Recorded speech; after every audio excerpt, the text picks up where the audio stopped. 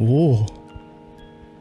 Hello, I'm Leroy and today I'll be helping you to transition from Mobile Legends to Wild Rift. In case you're new here, I've covered mid and junglers champions in the previous videos, so go check it out. So for today, we'll be going through the Baron role. Baron laners have a limited influence in the early game. It is a lane that tests your knowledge of the game by how you fare in a 1v1 matchup. That includes wave management, individual mechanical skills, and discipline. So most of the time, Baron laners are the tanks for the game. You're typically alone, but ganks might occur if your jungler or mid is in a favorable position. Okay.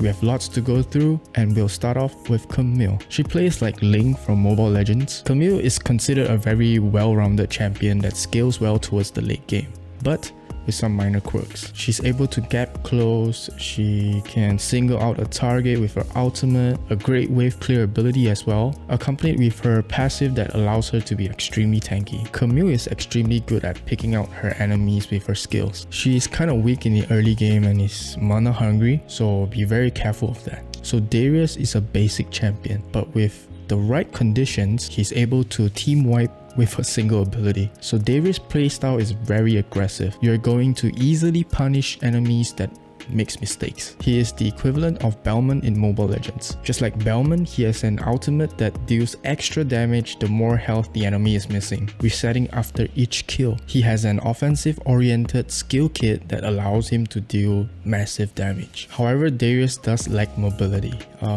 Enemies can easily kite you around if they maintain their distance. Dr. Mundo. He is a tanky Baron laner that does well with AP champions. Dr. Mundo has great sustain, good damage output, and the ability to split push and clear waves quickly as well. He matches Hylos in Mobile Legends, similar in skills just without CC in his kit. With his first skill, Dr. Mundo has the ability to farm at a safe distance or just using it as a poking ability. And just like Hylos, he has a AoE damage ability as well. Activating Dr. Mundo's ultimate grants him bonus movement speed, additionally heals him 100% of his max HP over a period of time. He is weaker in the early stages of the game, and since he doesn't have any mobility or CC skills, he can be kited easily as well. Now we have Fiora. She's a skirmishing champion great for dueling and split pushing. Fiora is just like Leomord in Mobile Legends. She has high potential damage and mobility, great survivability, and often can turn fights around with her sustain. Generally, Fiora is a good pick against most champions in the Baron lane. Her skills are pretty similar to Leomord's, but her ultimate is completely different. It grants healing for Fiora and her allies if all 4 vitals are hit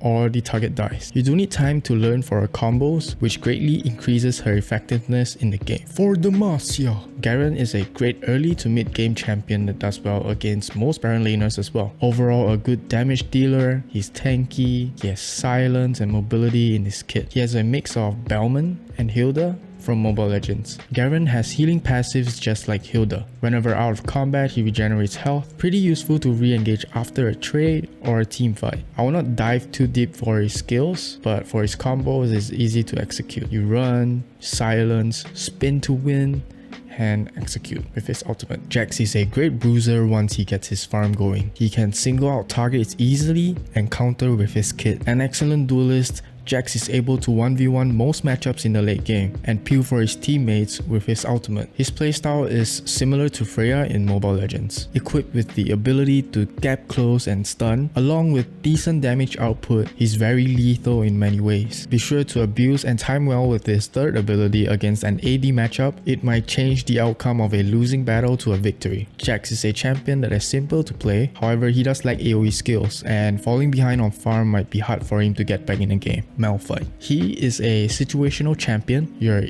easily able to turn the tides with a good ultimate play. I could only match Grok to Malphite due to his similarities of their ultimates and their playstyle. He fares pretty great in AD matchups like Fiora, Tryndamere, Olaf, Camille, and many more. During the team fight phase, you're the key initiator most of the time. You do require good coordination and a follow-up play from your teammates. Malphite is a simple champion to play, so do try him out when he's available. Now for Nasus, he has a stacking skill like Aldos with a mix of Hylos from Mobile Legends. Nasus has a passive that allows him to lifesteal even with his stacking ability. Additionally, with his ultimate, he can tank and peel quite a lot. His siphoning strike scales indefinitely, which makes him a potential threat in the late game, if not dealt accordingly. Not only Nasus is a 1v1 monster, he also sieges turrets quickly. Just like Eldos in Mobile Legends, they both suffer in the early game. Not only that, you could also get too carried away farming your stacks. Negligence. But nothing beats the feeling of one-shotting a squishy target with a single ability. Olaf. He's not the snowman, but this Viking has really strong laning phase, and you're able to farm very efficiently. He's an aggressive stout Masha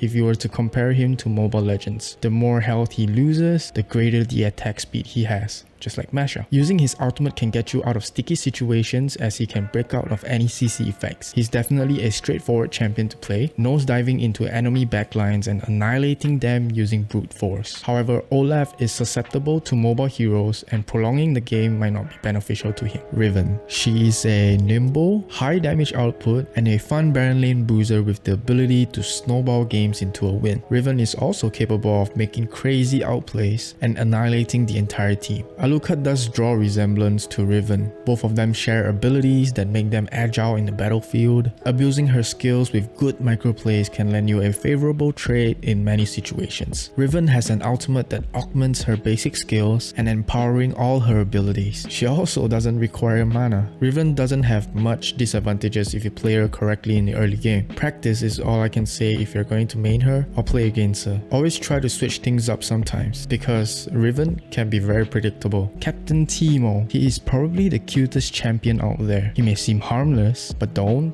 be fooled by his appearance. Nothing can be more frustrating to run into Teemo's strategically placed deadly traps. Diggy from Mobile Legends can see similarities to Teemo. Besides being able to turn invisible with his passive, Teemo's first ability is an AD carry's neutralizer. It blinds them, rendering their auto attacks useless. Probably one of the most unique abilities in the game. It allows it to act as a zoning mechanic, vision, or wave clear. He's definitely weaker in the early game. Teemo is squishy, he doesn't have any escape mechanisms, and no other CC abilities besides his blind. But he's easy to play and understand, so if you have decent map awareness, you're gonna enjoy him. So last on the list, we have Tryndamere. He's a unkillable champion that excels in 1v1 situations, sometimes even potentially wiping the entire team. He is the equivalent of Argus in Mobile Legends. Both of their ultimates makes them immune to death. Having that few extra seconds is so crucial to let you sustain longer. And on top of that, Tryndamere's first ability grants him bonus attack damage